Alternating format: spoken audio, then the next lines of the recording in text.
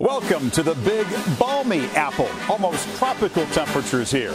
And after a college football season as frenetic as Times Square in the holidays, it is Heisman Trophy night. 3 finalists dominated ballots. Each worked and earned every step of their path here. Deshaun Watson, quarterback of #1 Clemson. Fellow sophomore Christian McCaffrey of Stanford, both making their first visit to the Big Apple. And Alabama junior Derrick Henry, a long way from his tiny hometown of Yulee, Florida.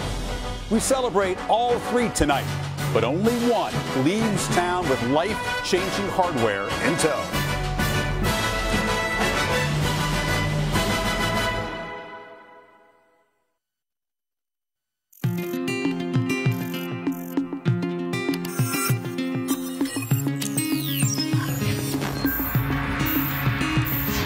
Explore the Heisman.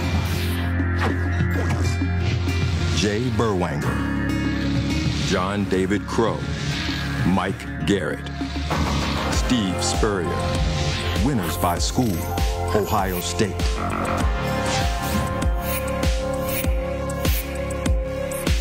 Archie Griffin, Ohio State, only 2-time Heisman Trophy winner.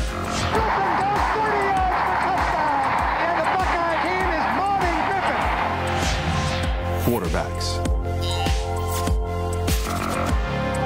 Ty Detmer, BYU, 25th anniversary winner. Detmer back to pass, throws one way downfield, and it is caught! It's a touchdown! Juniors. Desmond Howard, Michigan. 3rd wide receiver to win the Heisman.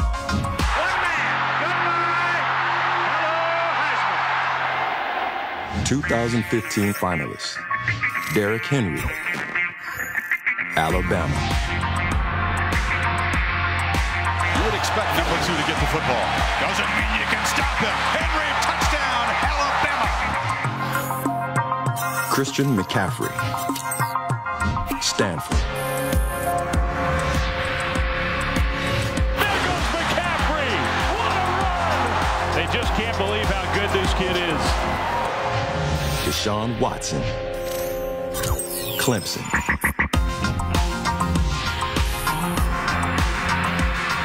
Watson takes off, breaks the tackle. He's just gliding down the field. Touchdown, Watson! These are the finalists for the 2015 Heisman Trophy presentation. And steps away from Times Square, the home of the Heisman Trophy presentation presented by Nissan, the PlayStation Theater, gathering point for the family of Heisman Trophy winners.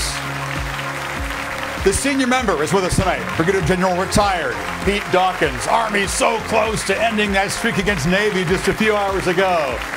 Tony Dorsett, it cannot have been 39 years since his Heisman year. And for Tony and also for Doug Flutie, love and support from your Heisman brothers during this holiday season. Welcome everybody inside PlayStation Theater. On behalf of all of us at ESPN, I'm Chris Fowler. We cannot tell you how proud we are to present this beautiful trophy for the 22nd consecutive year. An especially strong and classy group of finalists. We'll meet all 3 momentarily. And to welcome in the newest member in less than 90 minutes, an excellent turnout of former Heisman Trophy winners. We got 25 of them here tonight. Back for the first time to watch our television presentation, because usually he's been coaching this time of year, is Steve Spurrier. And long before the head ball coach coached Danny Werfel to a Heisman Trophy at Florida, folks, I'm going to tell you, he was a heck of a player, a quarterback, a great punter, and as legend has it, Steve also kicked a game-winning field goal in his Heisman Trophy season. That is super slow-mo, who moved a lot faster than that. And Steve has my favorite of all these great Heisman portraits, because the photograph that portrait was based on, he told me the photographer said, look mean, look intense, mission accomplished. That is a Heisman Trophy portrait. You know, I notice a very strong contingent of running backs among us tonight. Marcus Allen certainly among them. I wonder if that is a coincidence, because 2 of the 3 finalists our running backs, and many of the running backs have said, you know what, the quarterbacks have kind of had their time. It wouldn't be a bad thing for another running back to finally win this award. I see Archer Griffin down there. Some of these guys nodding their heads. We shall see how it works out. Really, the finalists in this group, all of them have represented their schools, their families, and this sport so well. All three of them very deserving. They've been hard workers. They've been excellent teammates who have lifted their teammates to be better football players. And they have been a heck of a lot of fun to watch on Saturday. Let's meet all three finalists, Derrick Henry, Christian McCaffrey, and Deshaun Watson. From Alabama, running back Derrick Henry. Derrick Henry starts left, cuts right, stiff arms a man, breaks a tackle. He's off to the races. He has now rushed for a touchdown in 17 consecutive ball games.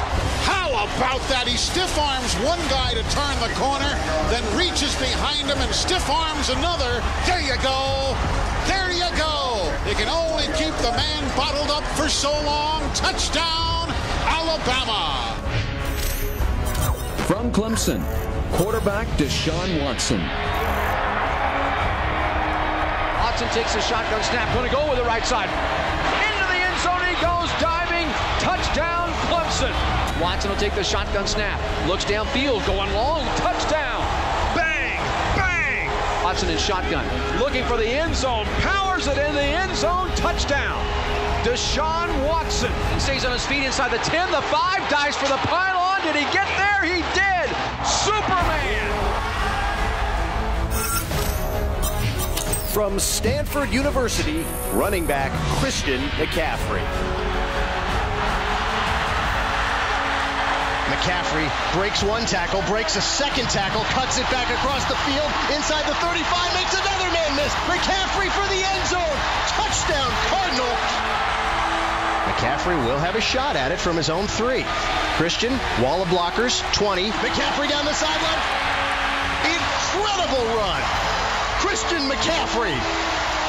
Can I get a Heisman pose? All three guys standing near the trophy, the famous pose, and Desmond Howard's creation of that pose based on. Guys, welcome. Congratulations, as we said before, on tremendous seasons, all three of you. Deshaun, there is a question that leaps to mind, obviously, the significance of the suit that's the color of these other two guys' home jerseys. Just really wanted to give back where it all started, and that's Gainesville. And so, my high school team is red, so I want to, think back from, all this time that started. The Red Elephants, right? Absolutely. Former state champions when Deshaun was a junior. We've talked throughout the year, Deshaun, you are one of the coolest, most chilled customers in college football, but you never focused on getting this close to this award. But is it real? Does it seem surreal to be that close to the Heisman as a finalist? It's really real. I was talking to those guys back there, and just, we're actually here now, and all the hard work and dedication we put into it, and the dreaming, just to be on the stage is pretty special. So, I'm embracing it, enjoying it, and I'm gonna soak it all in. We'll celebrate all of their seasons, all of them prepared so well, worked so hard. Derrick, how did never focusing on awards like this help you have the kind of season to be here as a finalist?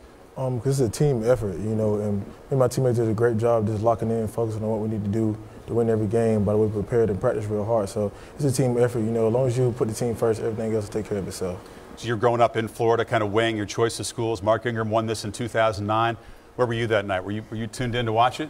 Yeah, I was watching him. He had an emotional speech, so yes, he did. Yeah, I was watching him when he won the Heisman. Yeah, guys tend to be very poised until that moment potentially comes, and then they melt into a puddle, and that's a beautiful thing in sports. Christian, as a running back who does a bit of everything, how do you rate the Heisman pose there? Is he doing it right? Is that a stiff arm you'd approve of?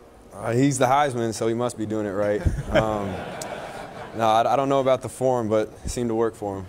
You, like a lot of kids who begin to play football, write down lists of goals. Being here for this kind of evening was one of them. Does it feel a little strange? Has it sunk in the kind of season you've had as a sophomore? It really hasn't hit me a whole lot until I kind of got on stage here with these incredible athletes, and getting to know them has been so special. But just this opportunity is so special for myself and my family, and for Stanford all around, and I'm extremely blessed to be here. We'll talk about your family's athletic legacy. It's pretty impressive. Where does this rank? Do you think is this going to get you in the family pantheon, just being here as a Heisman Trophy finalist? Oh, I don't know. I think regardless, my family's proud, and you know, the support I get from them and all the people from back home, I can't thank them enough, and just really lucky to be their son and to have 3 great brothers as well. Well, for Christian and Deshaun, their first trip to the Big Apple, and Derek, his second trip. But we wish all of you guys a great experience tonight. And let's have a round of applause for their families who helped get them here, and the ones who couldn't be here tonight. Tremendous work by everybody. We got 2 Heisman Trophy winning colleagues back there, Tim Tebow and Desmond Howard, along with Lee Corso and Kirk Herbstreit. Kirk? All right, Chris, back here hanging out in the back part of the stage. And, guys, this is always fun. We come into New York. You guys have won it. Lee, I know for you, you've been back here a long time. Yes. What is it that you just love coming back here and seeing? Well, first thing, Herschel Walker and Barry Sanders were 2 of the greatest players ever, and they broke their records. Now it's Henry and McCaffrey. Yeah. And let me tell you, that's why they're here. Yeah. They were great players. They broke great records. Absolutely. Guys, I know we could talk about all 3 of these guys, but you're going to talk about Christian, and you'll talk, obviously, about Derek. What stood out to you to Christian? What I like about Christian is he's a guy that can do everything. Obviously, he's a very good running back, excellent receiver out of the backfield, returns kicks, punts. The guy is quick, dynamic with the ball in his hand. The thing that I think that goes understated and unappreciated about Christian McCaffrey is if you're going to play running back in the David Shaw offense, you're going to have to be tough because he's going to run you right downhill in between the tackles. And I think that Christian McCaffrey is a very tough football player too, Tim. No question, but someone else that's tough is Derrick Henry. My man Derrick Henry carried the rock 46 times against his rival in Auburn. You know what he was doing that next Tuesday afternoon after practicing full practice? Squatted 500 pounds. And their strength coach, Coach Cochran, tried to spot him. He said, no, man, I got to carry this. I got to lift this. That's what I love about this kid. The next week against Florida, 44 carries. Dude is a freak. Yeah. And for him to say that, said it a lot. And Deshaun Watson, all he did is worry about leading the #1 team in the country, counted for over 40 touchdowns, running and throwing, and doing it in a way it was just such amazing poise, just so much fun to watch. And he's got a big game, maybe 2 big games, obviously, coming up. So it was fun to watch these guys. And Chris, you just heard it. In an era where guys sometimes focus on individual goals, it's nice to hear that these guys are focused on the team. And ironically enough, they're about to have a chance to win the best individual trophy in college football. Good evening, ladies and gentlemen, and all college football fans around the country. Welcome to New York City and the 2015 Heisman Memorial Trophy presentation. My name is Jim Corcoran, and I am honored to be a Heisman trustee. As trustees, we are responsible for preserving the integrity of the Heisman Trophy and generating funds to support the disadvantaged youth throughout the country. The Heisman Trust recognizes with gratitude and appreciation our generous sponsors, Nissan North America, Wendy's, Aflac, the Kellogg Company, and Deloitte. A special thanks to ESPN for another incredible year of college football coverage and this presentation. Tonight we present the Heisman Trophy to the outstanding college football player in the United States. Sit back and enjoy the telecast. Thank you. The Heisman Trophy presentation. And he delivered what had been missing from Alabama's massive trophy case, the school's first Heisman 6 years ago in the closest race ever. A couple years later, Trent Richardson was a finalist. But setting a new standard for Alabama tailbacks is Derrick Henry. What we see on game days is obvious, but long before he was the Tide workhorse, he was the hardest worker on the team, as Tim Tebow alluded to. Those workouts, 120-degree heat index in Tuscaloosa, then into the weight room to do heavy squats. That doesn't happen. In his understated but upbeat way, Derrick has literally raised the bar and brought Crimson Tide teammates with him.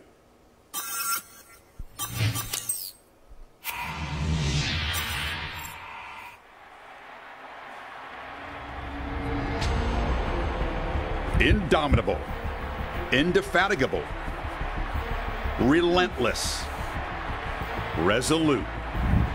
Derrick enforces his will and embraces a burden that confounds conventional wisdom, breaks boundaries, defies belief. Faster on his 46th carry than his first. Hammering, hammering, until the work and Bama's foes are finished. His style is distinct, upright, downhill. Rugged in the middle, explosive on the edge, decidedly forceful, deceptively fast.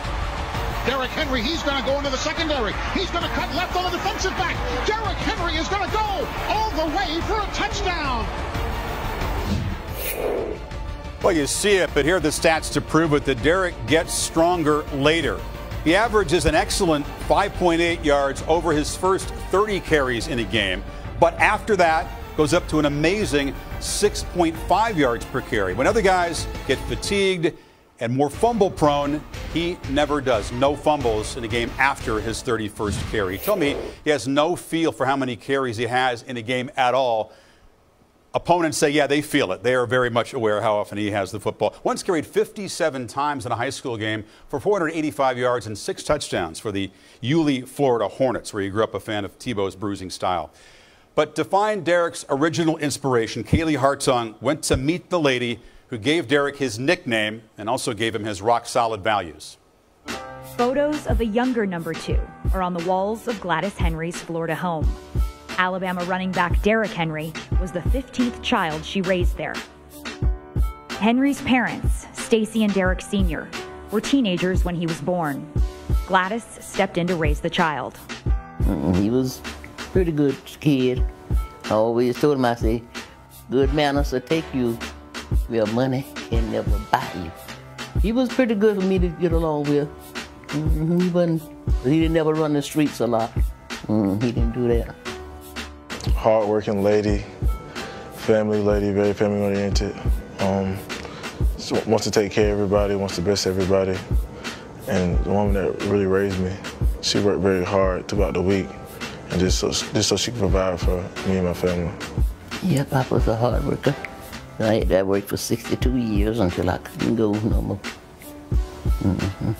What kind of example do you think that set for Derrick, to see you working all those years? So he ought to knew that he had to do it too, you know. Take care of himself, he had to work. Because I knew I didn't like to ask for help. I had to work for what I needed. Oh, his grandmother was I would say she's a trip in a good way. You know, we went on a home visit, you know, a lot of the family, a lot of interest to see that old-fashioned sort of family togetherness and how everybody cares for everybody. And didn't take me long to figure out that was the one we had to win over.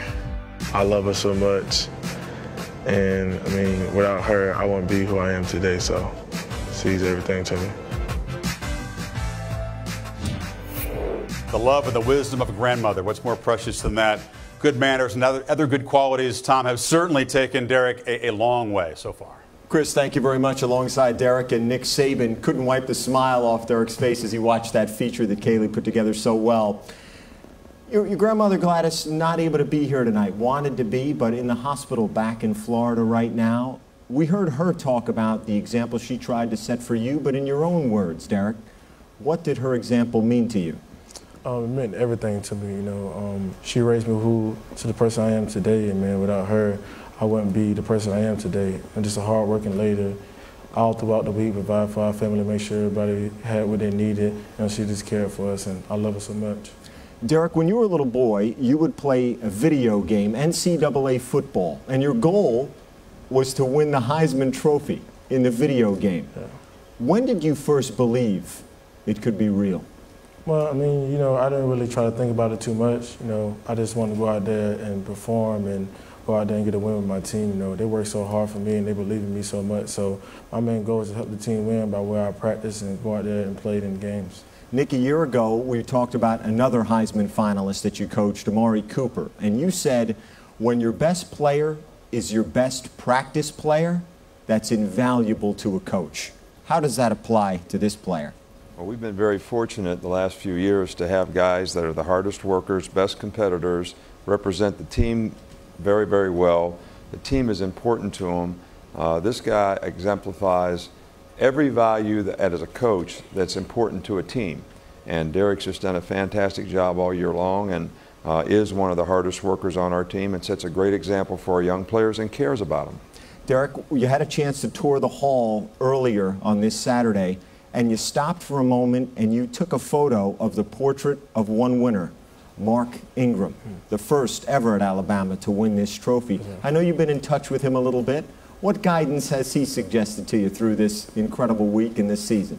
He just told me to embrace it and enjoy it. You only get this chance once. He's been a good mentor for me. And he told me if I needed advice, just call him because he's here for me, and I really appreciate it. One running back who won the Heisman Trophy for Alabama, and another certainly hopeful. Chris, appreciate the time, Derek. Thank you.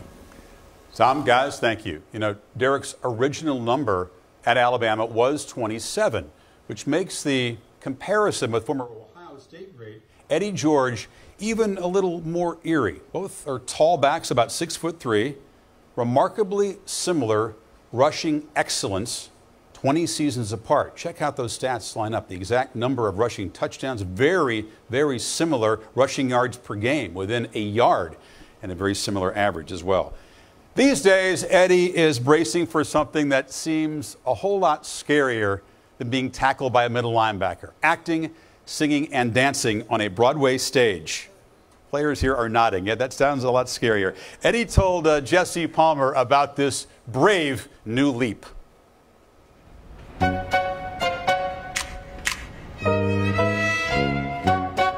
So we're here at the Ambassador Theater, starting January 11th. This is your home for 7 straight weeks. You ready for this? I have no choice but to be ready, man. Yes, it will be home. I'm trying to get comfortable.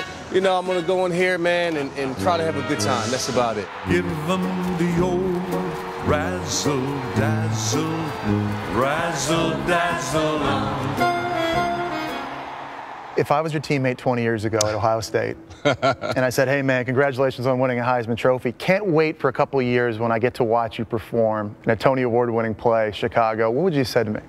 You're crazy. You are absolutely insane, because back then I was shy, didn't talk a lot, kind of reserved.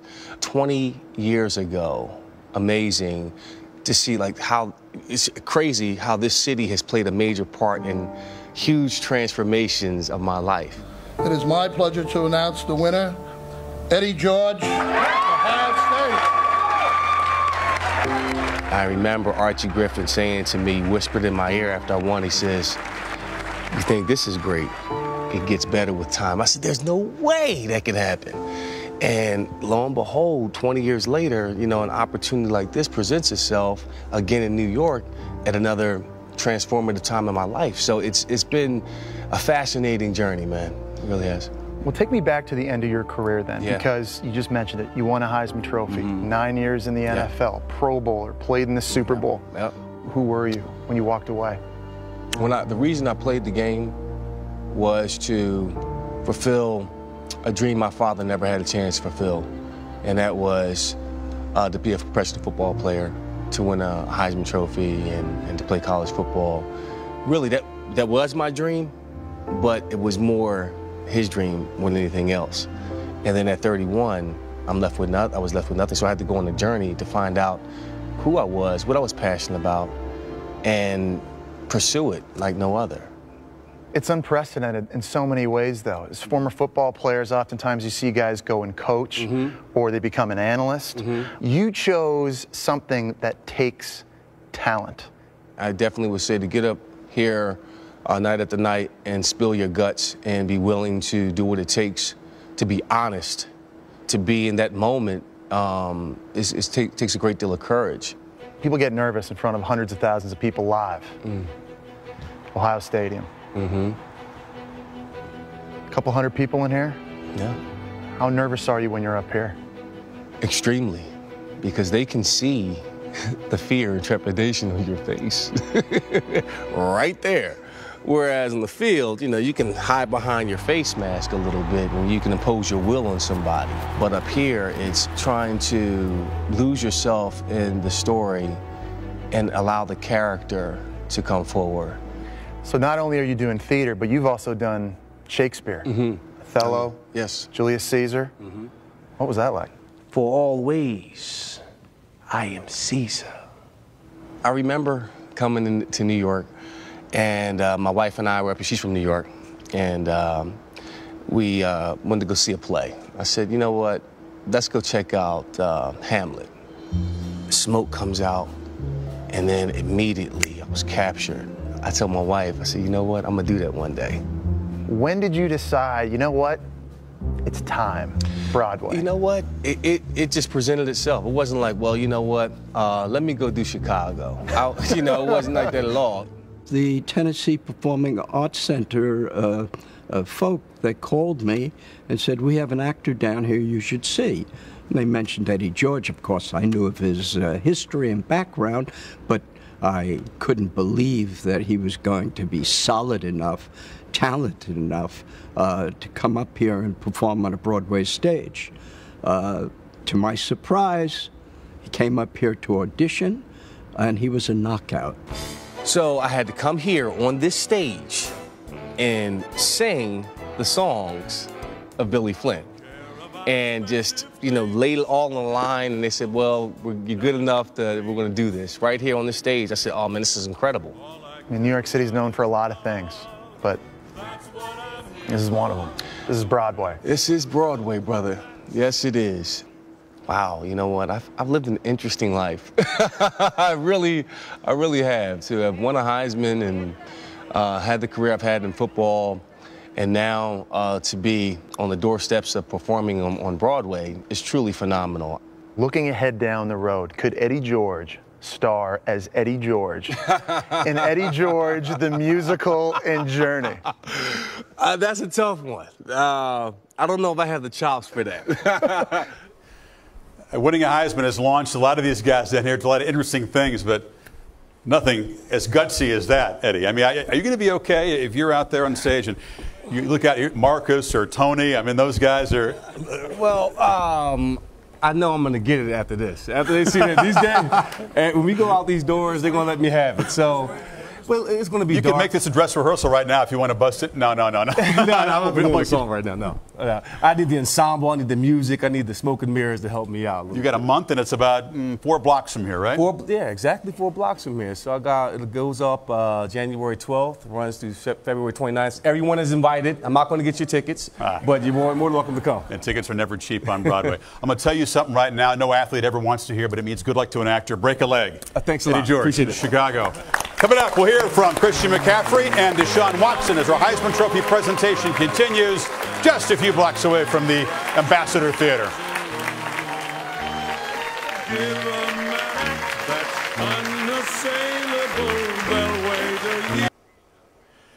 And welcome back to New York City on Heisman Trophy night. PlayStation Theater is the home.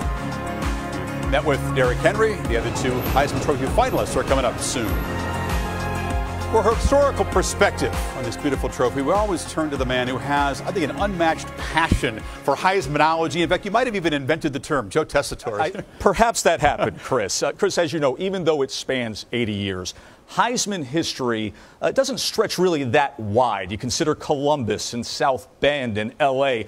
They hold on to 20 of these trophies. As for Clemson and T-Town, Tuscaloosa, and the Farm out west, 3 places that are tradition-rich with football, 3 places that know a heck of a lot about winning. But combine the 3 and only 2 Heismans. Clemson is ACC royalty with 15 conference titles. Yet there's not a bronze stiff arm for the school John W. Heisman himself called home. 5 other current ACC schools have one. The highest finish by a Tiger? 6th. That makes Watson their first New York invitee. 37 years ago, Steve Fuller was 6th. His retired jersey number now has gotten more extended wear. Deshaun Watson requested and received permission to use it. Now this number 4 could be Heisman number 1 for Clemson. Recent history is on their side. 3 times in the past 6 years, the school has claimed their very first Heisman. One of those newbies, Dabo Swinney's alma mater. You'd expect that among Alabama's well-earned 115 first-team All-Americans, there'd be a few Heismans. Bear Bryant coached a winner, but never while wearing houndstooth. The Tide has just one, Mark Ingram's from 6 years ago. Still, Bama's had more top 3 Heisman finishes in the last 6 years than they had in the first 7 decades of this award. In fact, starting in 09, the Heisman front row is practically built by Bama. We now have the 5th Tide player in the last 7 years to be in Times Square. When Ingram climbed to the podium, he did so by taking the closest vote ever, a photo finish just beyond Stanford's Toby Gerhart. It's the only time in the past 20 years we saw a pair of running backs finish 1-2. Alabama and Stanford. Enter Christian McCaffrey, the only teenager in our front row. The Heisman's always found a home for this type of instant impact player. The all-purpose, all-everything, can't-miss, but can't-touch kid. The kind of player we see in dated images of 72 winner Johnny Rodgers, or the far grainier film of Billy Cannon's Halloween Run. A lot of darting and dashing runner-ups have been do-it-all stars, like Darren McFadden or Rocket Ismail. Yes, runner-ups, that term Stanford has become all too familiar with since Jim Plunkett's win in 1970. John Elway came up short, Gerhardt the closest anyone's been, and Andrew Luck, one of the greats of all time, twice came to New York and left without extra luggage. Yeah, Stanford's persistent knock on that Heisman door from 2009 to 2011 was remarkable. The only time in history a school had the runner-up 3 consecutive years. Maybe they crashed through that Heisman door with Christian tonight. Kirk? Well, Tess, we've all three watched these three guys all year, from the beginning of the year all the way to the end. And I know you've really enjoyed watching Deshaun Watson, what he's offered. Deshaun Watson from Clemson, he was responsible for 30 touchdown passes and over 4,000 yards. But the thing I liked about him, he was a quarterback of an undefeated, the only undefeated team. And Des, he did it by winning the close games in the clutch. That's what I liked about him. Yes, he really did. And I was impressed with him. But how about Derrick Henry? I mean, the obvious example would be Othello, meaning Eddie George. Yeah. Like, that's the obvious comparison because both guys are similar as far as their size. I didn't realize that Derrick Henry was as big as he is until last Thursday when he received the Doak Walker Award from Eddie, and they stood side by side. It's like, okay, Derrick, you can take your shoulder pads off. I mean, that's how big this kid is. And the running styles, both guys always falling forward when they're tackled. What's surprising to me about Derrick is once he gets into the secondary, it's deuces. Guys can't catch him. He's fast. The big fella caught Othello down there. Eddie. He whispered that and saying thanks. Appreciate that. And watching Christian McCaffrey, at the beginning of the year, you're right, this is an offense that's predicated on the power running game with David Shaw, Mike Bloomgren. What they were able to do this year, being able to set up their play-action pass with Kevin Hogan, and then watching him in special teams, which I know you appreciate. And he wears that 5 because he was a big Reggie Bush fan. And when you watch him in the open field, he's not just power. I mean, he makes people miss, and he's got speed to take it all the way to the house himself. So we've just really enjoyed watching these guys, and as we said earlier, all three very deserving, Chris. Absolutely, and all three had performances that spoke for themselves. You don't have to have sort of the cute, hyped Heisman campaigns anymore. But 25 years ago, there was a campaign. BYU sent out cardboard ties to voters just to remind them how good Ty Detmer was. You know what? It really wasn't necessary because once he took the field for BYU and started throwing the ball around, his quality became evident. Now, there are the crazy stats, the 5,000-yard passing seasons, but it was the way that Detmer created some of those plays. Running around, scrambling, improvising. Yeah, he was on the SI cover in large part because of this game against Miami. These are the Hurricanes here. Look at the escapability, running around, creating a touchdown pass that was early in the season, and it set the tone. And all the great passers BYU had before, Ty Detmer, the first Heisman Trophy winner. And we salute the silver anniversary Heisman Trophy winner. Can it have been 25 years? Ty Detmer, stand up and wave with the folks.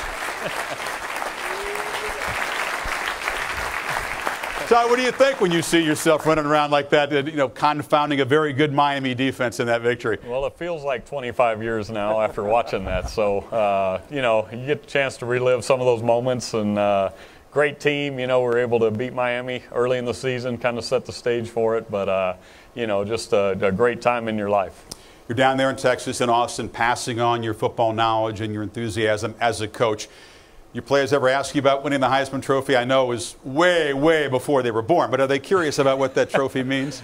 Oh, yeah, they'll text me. I'm sure I'm getting texts right now from them all, So, we talk about it every now and then, but I try to keep it on what's happening right now. Get in the weight room. Let's go. Let's get on our off-season stuff. So good coaching. Trying. It didn't star Eddie George, but there was a special musical tribute to Ty Detmer 25 years ago that we're going to treat you to right now. The Detmer rap, ladies and gentlemen. Enjoy. Ty Power. This is real. When Lavelle met The very first day he said, oh no, Pee Wee Herman's come to play. After Ty's first pass, the team was there to witness. Norm Chow turned to air and said, we're back in QB business. I'm not sure your Heisman brothers are buying this time. That's not me. You were in no way involved in this. No, not at all. Ooh, a remix maybe? Yeah, that's right. Ron Dane enjoys it. Johnny? Yeah. Christian McCaffrey has secret freelance skills, but we're not going to bring you into that. A reminder: I hope you get the Heisman. The Giants and the Dolphins on Monday Night Football. Eli Manning back to South Beach for Ryan Tannehill and the Dolphins. Begins with a countdown at 6, kickoff at 8 p.m. 8:15 on ESPN.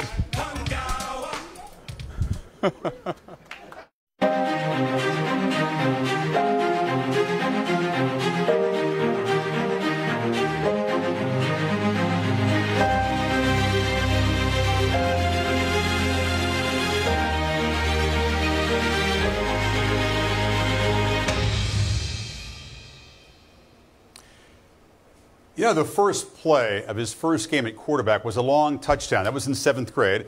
Then the first play of his first game as starter in 8th grade was also a long touchdown pass, and that was duplicated the first play of every game in that 8th grade season.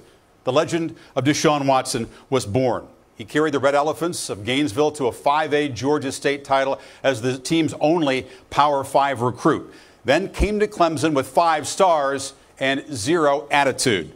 He beat arch rival South Carolina on 1 ACL. That was the same season he waited till his second play as a starter to throw a touchdown pass. Now, of course, he's got the Tigers as the top seed in the upcoming college football playoff. Abundant gifts plus rare appetite for preparation equals confidence, equals calm, equals execution. The equation is elementary, but Watson embodies it better than any collegian.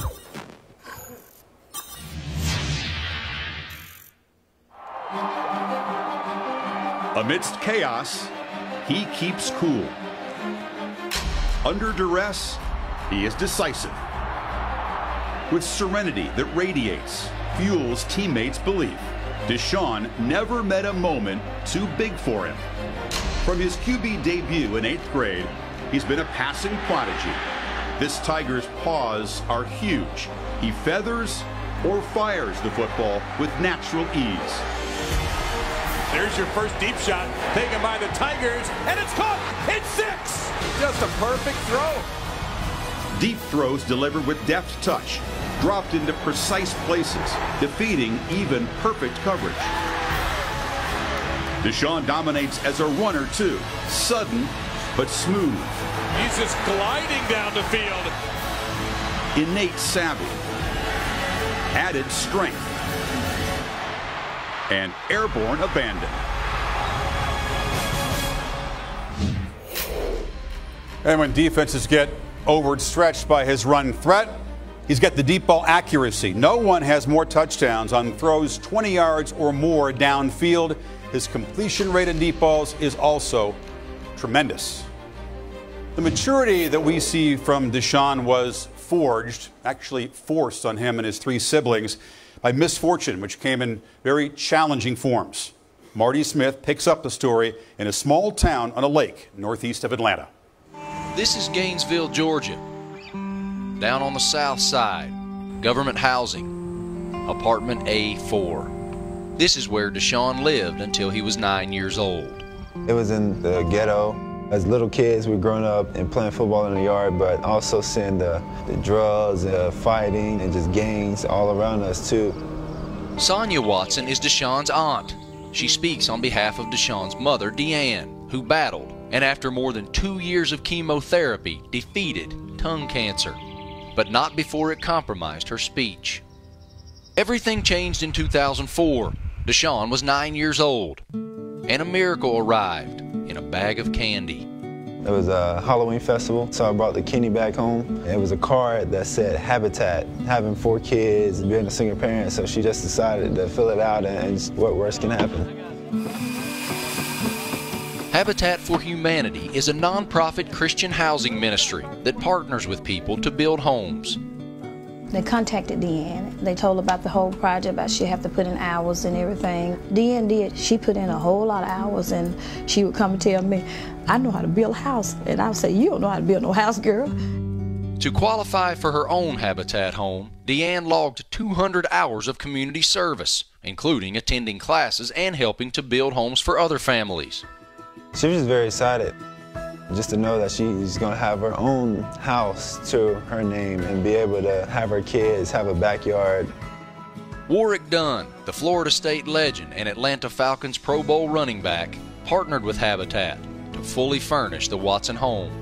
Warrick Dunn coming down the hill and presenting us the house and the key. That kind of inspired me to give back and be a part of this Habitat because that's what he did. Watson and his Clemson teammates are building a pair of Habitat homes near campus in what has become an annual philanthropic endeavor for the Tigers.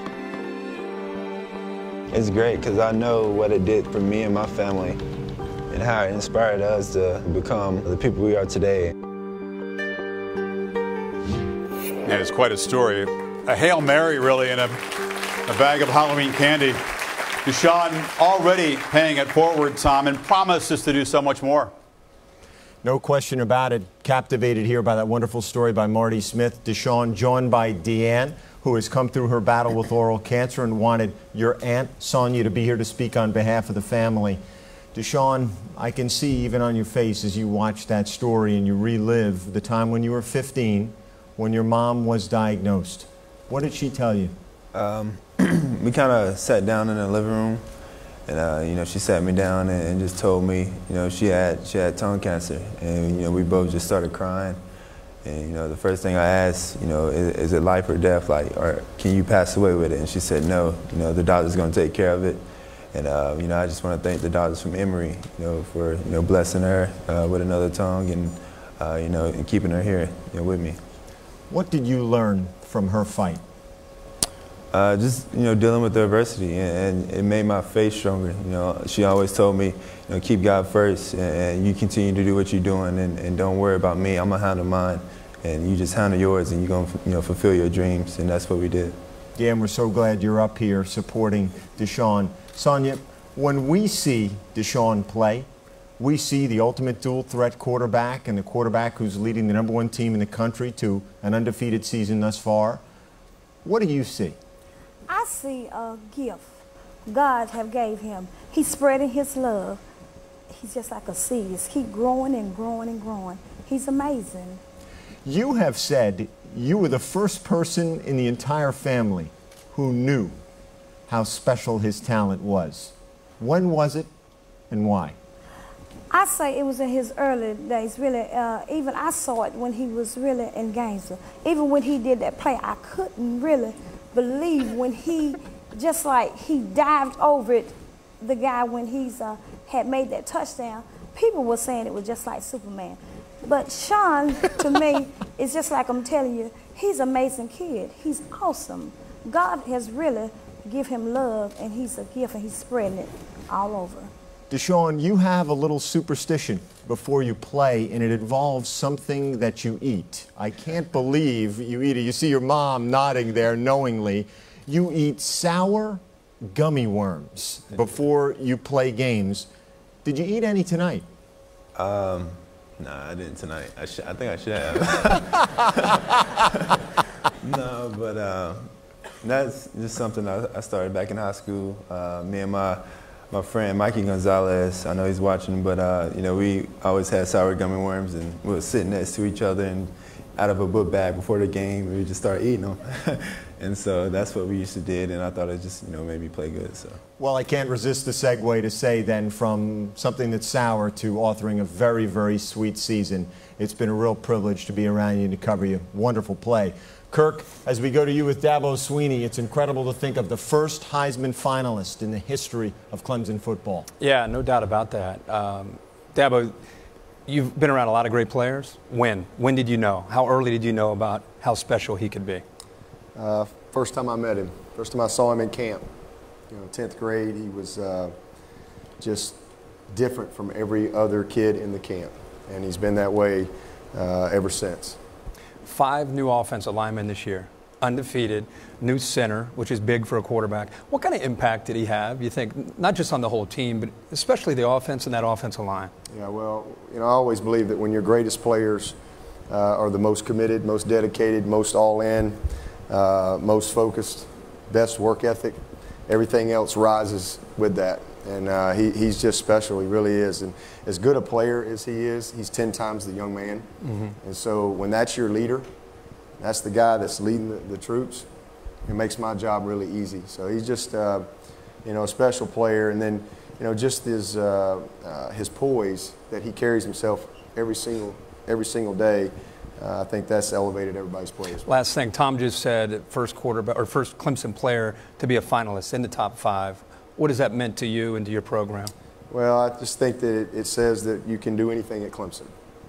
I think it's been a long time since we've been #1 and opportunity to be the best in this country, and that's what we talk about in our program. You can come to Clemson, you can achieve anything, not just on the field, but off the field. But certainly, these guys want to compete to be the best as players, and so he certainly presents that opportunity. Enjoy the night. Congrats on everything. Thank you. Appreciate it. All right, Chris.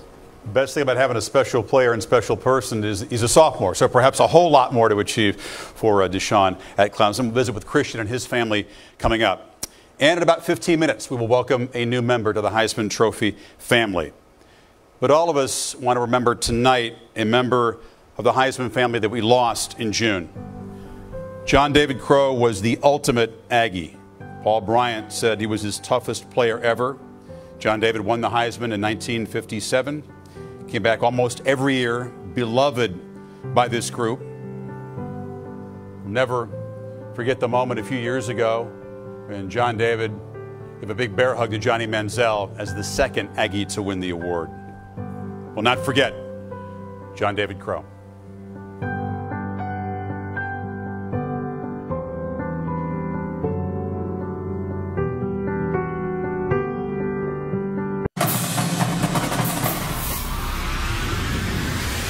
This season, Nissan brought the Heisman Trophy and Heisman Trophy winners to college campuses across the country. How did the Heisman Trophy change your life? With the team I had in the games that we played, I couldn't have done it without my teammates. When you saw Troy play, what did you think? Watching him grow, go from a boy to a man to a Heisman Trophy winner was an amazing evolution to watch. How many times have you seen the run? I hadn't seen it today. Were you ever faster than him? I don't know. No, Eric was fast. Well, nowadays when people see me, they never talk about my pro career. It's always Oklahoma and the Heisman Trophy. Congratulations to all of you on a great season.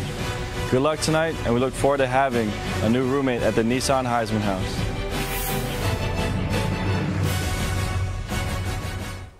Tradition is built from a foundation. And Mike Garrett is the bedrock of USC's rushing legacy, the founder of Tailback U, the Trojans' first Heisman winner back in '65. Growing up in East LA, Mike was actually a quarterback in high school and a star outfielder too.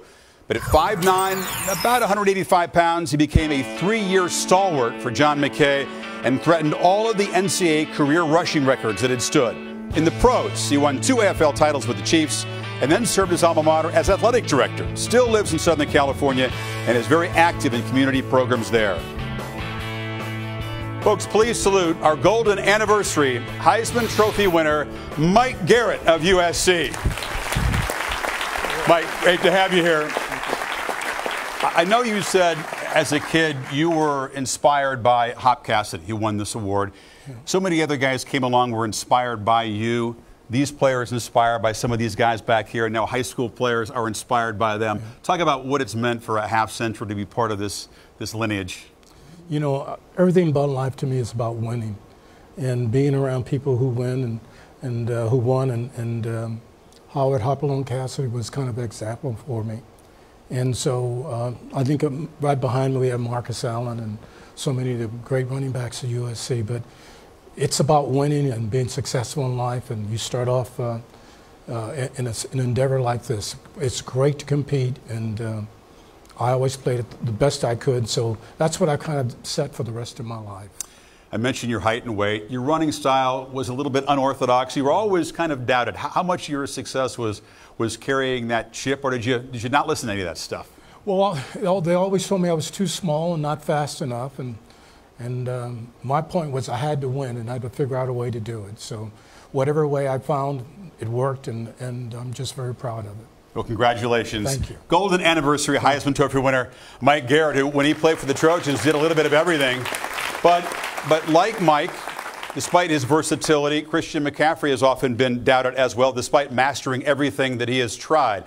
Christian grew up one of 4 boys. He's now the shortest of the 4 brothers, but by far the fastest. Told me the household in Colorado was a little bit messy, noisy, but also very competitive. And through his drive and his versatility, he broke Barry Sanders' 27-year-old all-purpose yardage record this season with 461 en route to beating, Mike, the Trojans for the Pac-12 title.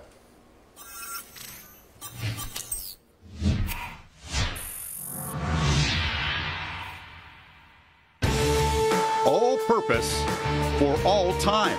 Extreme excellence in each role. Runner. Hits a sprint to the far sideline. They're not going to catch him. Receiver. Returner. There goes McCaffrey. What a weapon he is.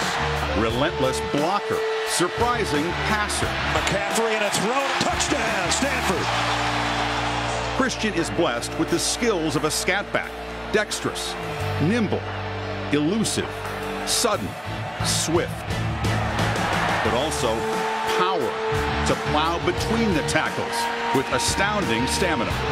He attacks all assignments with high energy and angry intensity, driven to defy doubters, shatter stereotypes, to prove himself every way, every play.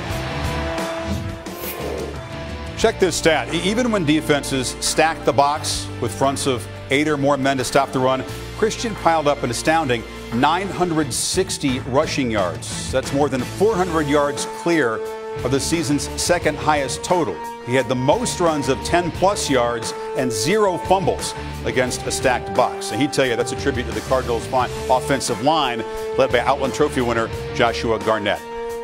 Humility, despite high achievement, is what the McCaffreys are all about. And it's kind of hard to be humble when Grandpa was the first sprinter under the 10-second flat mark to cover 100 yards, and Dad had 3 Super Bowl rings hanging around the house.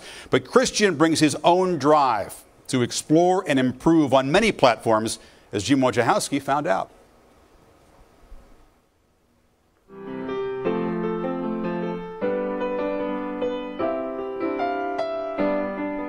Well, it all started my freshman year of high school. My neighbor told me that it's the first way to get girls to like you is to play the piano. Hasn't worked, to be honest with you. Just when you think you have Stanford running back Christian McCaffrey figured out, you don't. I actually found out today that Christian could play the piano. Adds to the list of what can he not do. It doesn't surprise me. It wouldn't surprise me if he played 6 instruments. So if we put a tip jar on the piano? Well, I couldn't play at Nordstrom's, but I definitely played a little bit. Well, you maybe get a buck or 2 in there. I could get a buck or 2, probably from my parents or one of my siblings, just trying to show support.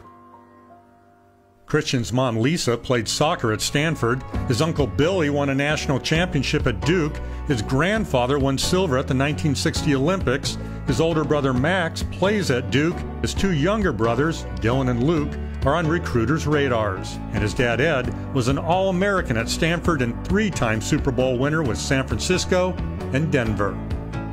You look at some of my family members and you're very humbled because they've done so many great things. I would say the best advice that my parents have given me is to have fun in what you do and enjoy the moment. It happens so fast, and so I've really taken that to heart. And he's smart enough that he rarely mentions the H word, Heisman. Instead, McCaffrey is about winning games and winning respect. He's the son of Stanford. Christian is the shining star. And that is music to Stanford's ears. Gene Wojciechowski there. We're joined by Christian, Lisa, and Ed.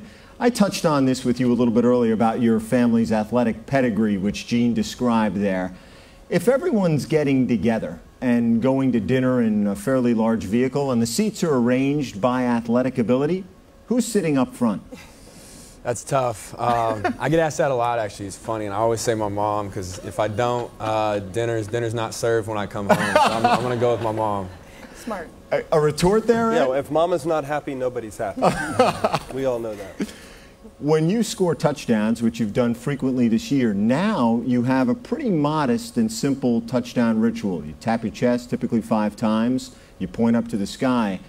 But that was not always the case. If we can take a look at a piece of tape, take a look at the moves, which are impressive, but look at what happens once we get to the end zone. The Sharpie comes out. If we can go back to Terrell Owens, and then the full-on throw into the audience, the crowd.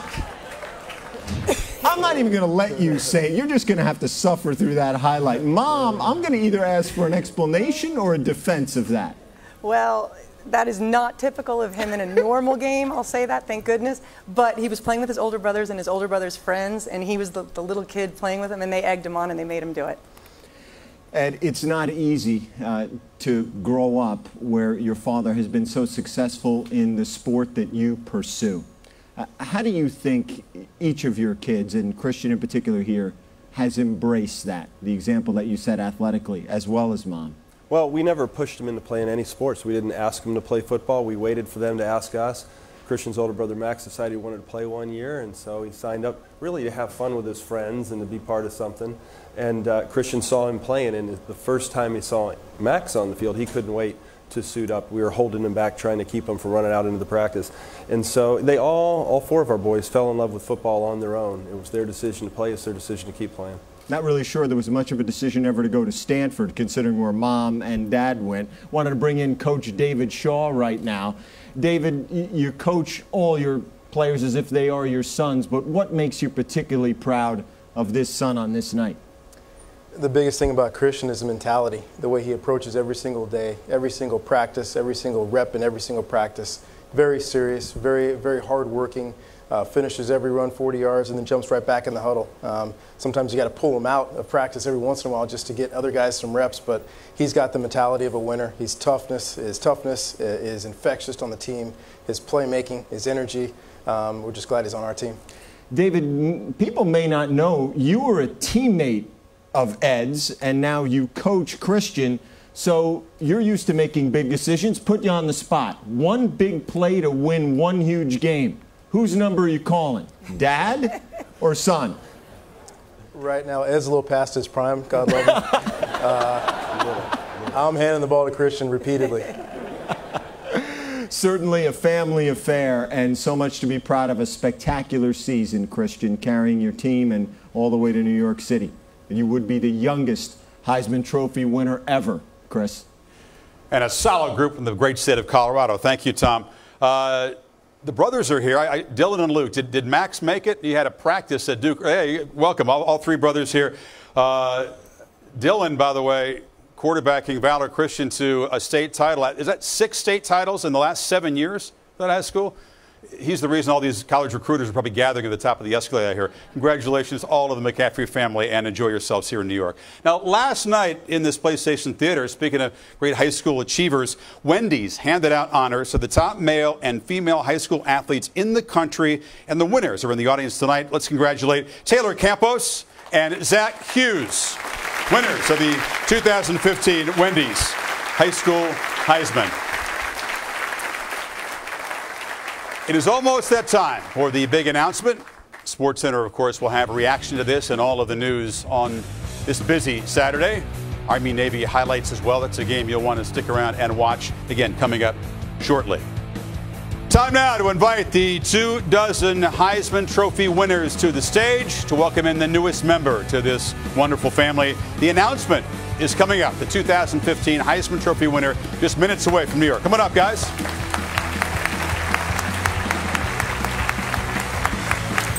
The Heisman Trophy presentation. Jim Kelly would have rather played elsewhere. But when the USFL folded, the Bills still held his NFL rights. So in 1986, the big-arm quarterback became a member of a team that eventually included some really big personalities. We had egos on our team. Myself, Bruce, Thurman, Andre, Cornelius Bennett, Darryl. I mean, I could go on and on. I mean, those guys, they were great, and they knew it. And they, you know, just ask them. Oh, baby, I'm for real. And that is following the Heisman Trophy presentation at 9:30 Eastern Time. The next 30 for 30 film, Four Falls of Buffalo. The story of those Bills from 90 to 93 who appeared in 4 straight Super Bowls and came up short in them all. 9:30 Eastern Time. Well, Christian McCaffrey, Derrick Henry, Deshaun Watson, a long time ago. We have enjoyed hearing about their growth, their journeys from those little guys to the stars they are in the front row. And one more time, I want to say what a pleasure it has been getting to know these guys and watching them play throughout the season, representing the best of college football. We wish all of them well. Time now, though, for the announcement, who will be the 2015 Heisman Trophy winner, the season's most anticipated handoff. Brian Oberfell, Heisman Trophy trustee, for the announcement.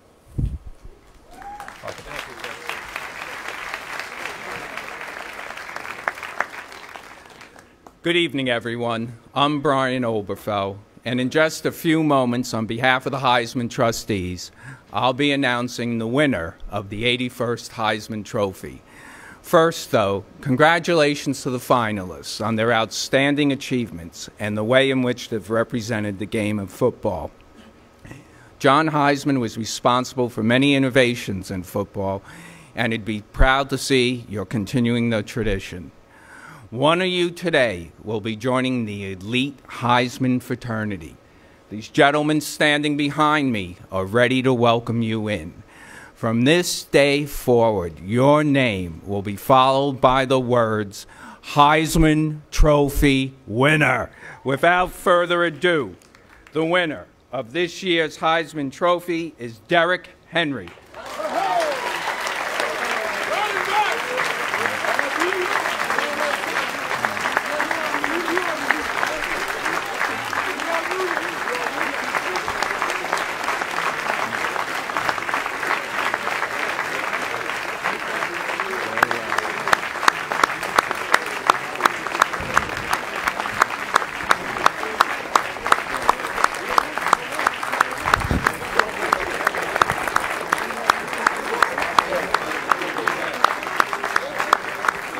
Congratulations.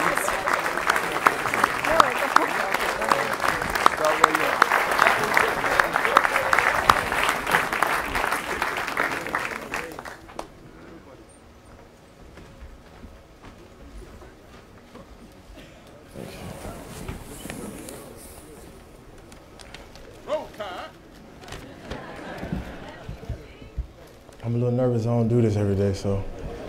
But first off, I just want to thank God for bringing me here and win this prestigious award. You know, He's been so good to me in my life, and I've been honored and blessed and with this opportunity.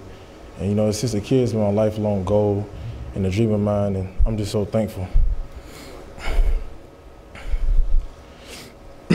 First, I'd like to thank the Heisman Trophy Trust for allowing me to join this brotherhood with former winners who are standing behind me. Some of my football heroes that I looked up and idolized myself behind.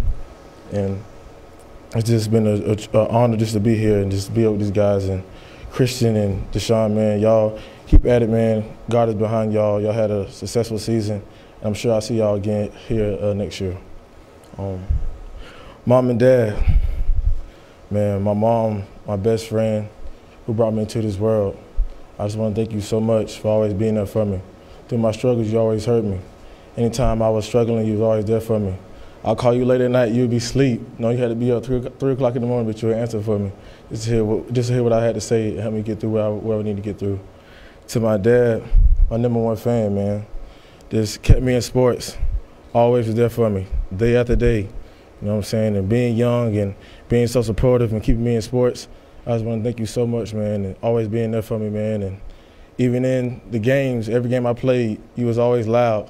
I'll probably be able to hear you in Alabama, but it's only 2,000 people, so I'll be able to hear you. My grandmother, the woman who made me to who I am today, I want to thank you so much. Even though you couldn't be here, I feel you in spirit, and I love you so much. You know, you made me to who I am today. Hard work, dedication, and just doing what I wanted to do. You always told me always keep God first, and pray that I'll always make it far. And I just want to thank you and let you know I love you, and I'm praying for you. To my teammates, my brothers, my family, and the boys I love the most. You know, coming in Alabama from Florida, they all accepted me. They all loved me and all supported me. And this season, man, considering me as a leader, taking me as a leader, young guys following behind me, you know what I'm saying, and watching me work every day. And all I wanted to do was just affect them by the way I practice and by the way I work hard. And I just want to thank them so much. My offensive line, if I could have had them here, I would have brought them all. You know what I'm saying? They work so hard for me. They take pride in controlling the line of scrimmage, making sure I have success. And through this year, man, just looking at these guys, the courage they had in me, the faith they had in me, I know I couldn't let them down. Everybody always asking about carries and what I thought about it and how I felt. But when you got teammates like that who love you and care for you, it don't matter how you feel or how bad it hurts or where it hurts you. You just got to make sure that you're making those guys happy by helping them win and getting a victory. To Coach Saban, the great ambassador, man, the man who believed in me by recruiting me, bringing me to the University of Alabama, seeing me grow as a player and as a person, and you can learn a lot from him, just from the game and from football. And, you know, every day I come to that football facility, I know it's going to be a challenge. I know every day it's not going to be easy. No day is easy, but I know every day I'm going to be challenged by you. You're a loyal coach. You always challenge us. And I just love you, Coach, man. Without you, I wouldn't be here today. Coach Burns, I can say a lot can go on and on, but this past few years it's been a blessing just to be coached by you. And, you know, just as much as you're proud of me, every day I wake up, I'm so proud to call you my coach. Every day I wake up, I'm so proud to call you my coach. And just to watch the guys you coached in the previous years, I knew the day we talked when you recruited me that I'll have a chance to be up on this stage. And I just want to thank you so much, Coach. And I know it was a hard time, you know what I'm saying, being patient with me, but you stuck through it. Every day you worked with me. Every day you helped me grow as a player and as a person. And I can learn so much from you. Every day you always spit knowledge to us about life and football, and it's just bigger than the game. And I just want to thank you so much. To Coach Pat and JT, I love y'all, and y'all know how much y'all mean to me. And I thank God for y'all every day, for the blessings y'all did in my life and bringing y'all into my life. You know, y'all always believed in me as a young kid that I can go somewhere and be something special. Without y'all, I wouldn't be here today. You know, countless hours being with me, away from y'all family, and y'all family accepted me as one. I just want to thank y'all so much, man. And man, God is good just to have y'all in my life, always supporting me, always being around. To Coach Cochran, I forgot Coach Ramsey, man, and my high school coach, who was also there for me and watched me grow as a player and made sure I always worked hard and gave me every opportunity to go to college football. To Coach Cochran and his strength staff at Alabama, man. Coach Cochran, I just want to thank him so much because he spent relentless hours with us, man, every day. He's like a head coach to us all, and every day he's worked with us. He brings energy. We all feed off him, and he makes sure we're in the best shape possible to go out there and perform at the highest level. I just want to thank him so much and his staff. And he makes sure his staff is always on point and making sure we do what we need to do. To the athletic director, Bill Battle, I just want to thank you for allowing me to play at the University of Alabama. There's so much you do for our program, and we just want to thank you so much that you dedicated to us. So you played at Alabama, and the roots of Alabama is always in you, and I just want to thank you so much. To the University of Alabama, for the education they provided me, specifically Chancellor Witt and President Bell, who are both here tonight, and all my professors. I thank y'all for helping me grow as a person and as a student. And you know, there's no easy way going through college, and I faced adversity, but you all helped me and gave me the opportunity to come to a great school, the University of Alabama, the best school in the country. And to the Alabama academic support staff, Jeff Allen, the training room staff, and really all the support staff at Alabama that does so much in all aspects, help me be successful. Just want to thank y'all who helped me so much, who done so much for me. Without y'all, I couldn't have done it. And I just want to talk to the kids that's looking and watching this TV today. I just want to give y'all advice. And I'm hoping I'm somebody you can idolize yourself behind and look up to, because God is everything, and always keep God first. Always pray. Don't be afraid to pray. He'll always hear your cry. And you know what I'm saying? If you have dreams, go chase them. If you believe it, you can achieve it. And God will be there every step of the way. I'm a living testament, man. Growing up, having this dream, I'm so nervous, but I never thought I'd be up here. But you know, God is good, and I get on my hands and knees every night and pray. I'm thankful for everything. So just keep God first, always pray, and you always chase your dream. And I want to accept this trophy and the rest in peace of my brother Alti Tenpenny, who's been a brother to me, who died this year. And I just want to tell him I love him and I miss him. And God bless him. Roll Tide. Derek, congratulations. Thank you for sharing your heart, for sharing your story. This is yours now. You can lift it up and carry it. All those carries you had all season long. The wisdom your grandmother said, where it would carry you. Carry this back to Gladys. I will. Thank you. Appreciate it. Thank you so I know these guys want to congratulate you as well. Test to you. So our trusty accounting friends at Deloitte just handed me the official results here in the midst of that thoughtful speech. We got a lot to go through here. We'll make it quick. The regional votes, how close it was. But we'll start with this, Chris. Who was the runner-up? Christian McCaffrey of Stanford. Your runner-up to Derrick Henry. 1,832 points to 1,539. That leaves Deshaun Watson in third, Baker Mayfield, and Keenan Reynolds. Now, there's been a lot of talk this week about who isn't in the front row, some going so far as to call it a snub of Baker Mayfield. Folks, he was superb on the field, but the voting results dictate the front row, and that invitation from the Heisman folks, and that gap between third and fourth, it is significant, 831 points. Fifth place, Navy's Keenan Reynolds. He was the Nissan fan choice. Now the highest Service Academy finisher in 52 years since Roger Staubach. Let's look at the map. This always tells us how the Heisman was won. It was not widespread voting. All three of our finalists were the top three in each region. Henry took 5 of the 6. I want to focus on the far west. Christian McCaffrey, 51 more points than Henry there. But when you look at the South and in Mid-Atlantic, especially the South, Henry had 149 more points there. And in the Mid-Atlantic, Watson did very well in terms of how close it was. 20th closest race of the modern era. Chris? Joe, thank you. On behalf of all of us here at ESPN, we wish you happy holidays. We thank you for being here in New York. We'll hear more from Derek on sports that are coming up later. The 30 for 30 is coming up right now. Derrick Henry, 2015 Heisman Trophy winner from Alabama.